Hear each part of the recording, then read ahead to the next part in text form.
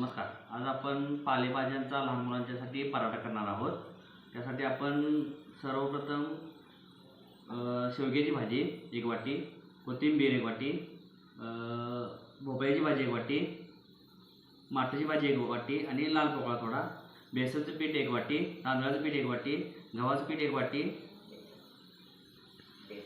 बेसनचं पीठ 1 वाटी.